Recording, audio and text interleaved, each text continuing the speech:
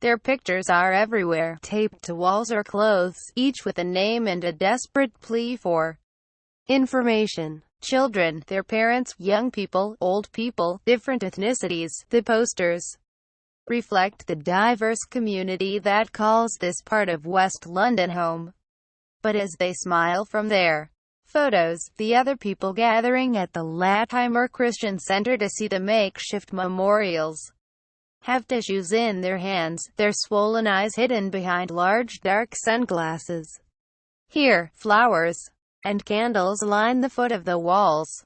Well-wishers from the close-knit community have written heartfelt messages to place with their offerings. And above are so many of those posters. CNN was turned away by several families as we tried to approach them to ask about their missing relatives, always politely declining. The raw emotion of the situation etched on their faces. One young man, gently waving us back, saying, "I'm sorry, it's too soon. The time isn't right." Since the early hours on Wednesday, rescuers have precariously scoured the remains of the burned-out tower, knowing that they aren't likely to find survivors anymore. Now they search for the dead. On Friday afternoon, firefighters donning fluorescent orange bodysuits could be seen bravely clambering from the rooftop inside to the top floor in search of victims, knowing that people are missing and that others are risking their safety to try to recover them, puts the suffering of survivors into a grim perspective. We've been out of our flats, staying with friends since Tuesday. No clothes, no money. But people are still missing and we fear for them. Nesrina Chiu, a mother of 4 who lives in the community, tells CNN. One of them is the teaching assistant of my son who goes to nursery, Nadia. He loves her so much. She's talking of 33-year-old Nadia Choker, who works at the nearby Havendale Park Primary School. She had been at home with her mother Sira, her husband Bassam, and their 3 children on the 22nd floor when the fire broke out. The family haven't been heard from since. Related, London fire victim was on phone to parents when she died in the absence of word from authorities. Choker's sister Sawson has plastered the streets and shops nearby with posters of her 6 missing family members. The gutted building still stands in the background like a dark stain against a brilliantly sunny summer's day, an ever-present and brutal reminder her family are still missing. I feel really angry inside. I can't do anything. I'm just looking at that building. I'm like, God help these people, Sawson tells CNN. I'm just hoping they are in hospital. They've made it through the stairway, got out. Everyone, not just my family, every single person in there. I'm praying for them. But others in this part of the Kensington community, like Achiu, the mom of the young boy in Nadia Choker's class, are less certain. She says, I've lost any hope. Because we've seen the scene, how they ordered them to stay in their flats, how they stopped people from going in to help. How can anyone escape that fire? I don't believe it. I saw people knocking on windows, stuck with no help. Nothing. Dozens are already known to have died, and officials have said they expect that death toll to rise. Achiu says the surrounding community all know one another and laments the local council is unresponsive to their needs. They don't respond when we need maintenance, she explains. They don't want to spend any money. This area is one of the poorest areas of the borough. If it was Notting Hill or Holland Park, then maybe this would have been prevented, but not us. The impact of the fire has been felt across the public housing estate that has the tower as its center. It was just after 1 a.m. on Wednesday when Emma Spinola stood in her nightgown, her eyes transfixed, on the 24-story high-rise as flames licked the outside of the building. Within 30 minutes, it had been completely engulfed in a hellish inferno. Just moments before, she and her husband Lineker had scooped their 2 young children from their beds, leaving all their worldly possessions and the pets behind, and fled their home in one of the blocks below. the tower to safety. They'd been evacuated as a precaution. Fire trucks and police had arrived on scene, and there were fears the fire could spread to surrounding buildings on the estate.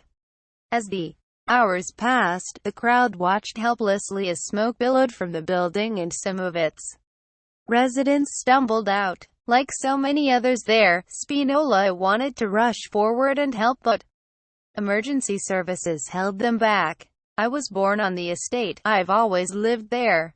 And that's the only place I see as being home. I've lost friends in that fire. It's just unbelievable. Spinola says, standing in a borrowed dress outside a donations shelter. And why tell them to stay inside? That door is not going to hold a fire forever. It may work for half an hour, but longer, that's not possible. And that's why we're all upset, because as a community we wanted to help, she says, suddenly incensed.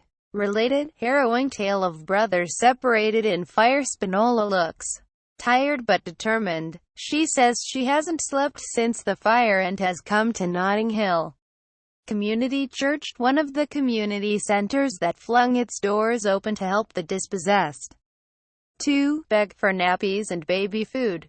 Like others, she hasn't been allowed back home and doesn't know when that will happen. An outpouring of public generosity has seen mountains of donations come from near and far, but the Royal Borough of Kensington, organization that oversees the estate, and the UK government have fielded fierce criticism in recent days over its handling of the disaster. We haven't been able to get home since. We haven't seen anyone from the estate since this happened. The council didn't take any contact details, nothing. To be honest, I don't think they really care, Spinola wearily says as she half-heartedly swats some loose hair from her eyes. It's a feeling held by many residents of the Grenfell estate in the wake of the disaster. The neighborhood has now been pushed behind a police cordon, where charred debris and trash is visible in the deserted streets behind the tape. Many stood in clusters in the Friday afternoon sun along Bramley Road, angrily questioning how authorities could have allowed this to happen. Related, is Grenfell Tower Britain's Katrina? In the days since the fire, the central complaints from residents have been that social housing in London's richest borough has been inadequate for years, and that the recent redevelopment around the Grenfell estate was to placate the rich who reside in the leafy streets nearby. Grenfell Tower is just a couple streets away from row upon row of grand Victorian houses and candy-coloured terraces in the gentrified and highly sought-after Notting Hill and Holland Park residential areas. Several high-profile politicians, including former Prime Minister David Cameron and Environment Secretary Michael Gove, are believed to own houses in the vicinity.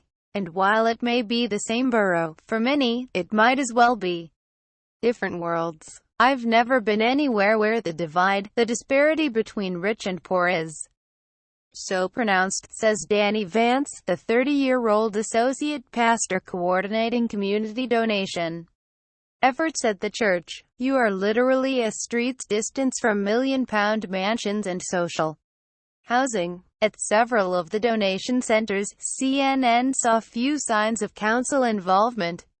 Vance said that all the work at the church was thanks to volunteers from all across London, and until today, he'd heard little from the council. Residents and Londoners are so furious and dissatisfied by how the disaster has been handled that they descended on the local town hall on Friday afternoon, chanting, "We want justice," holding flyers, placards and wearing t-shirts with images of missing people. Protesters climbed the building's front steps and shoved their way in. Across town, a second protest flared up in central London, bringing popular shopping destination Oxford Circus to a standstill as demonstrators staged a sit-in during the city's rush hour. Back in Kensington, Vance continues to shepherd boxes to a council van as we talk. I think there has been this myth in society for probably the last 10 years that if you are poor, you are there because you are not working hard enough. You are there because you are trying to rip off the state, and now they are being called sponges and skivs and benefit dodgers when the people that we really know are dodging taxes are the rich. That's what we all feel like. He continues, something has to change in this country, in this city. They cannot keep doing what they are doing to the poor. And with the truck loaded, he turns to thank the volunteers for their efforts and, despite looking exhausted, smiles as he reveals his thoughts are starting to turn to Sunday's sermon. Jesus doesn't care if you are rich, doesn't care if you are poor, but he stands with those who are broken, and that's what our church is about, Vance says as he cradles his son in his arms. It needs to be something that's encouraging and hopeful, but there will be anger about what's happened because this cannot happen again.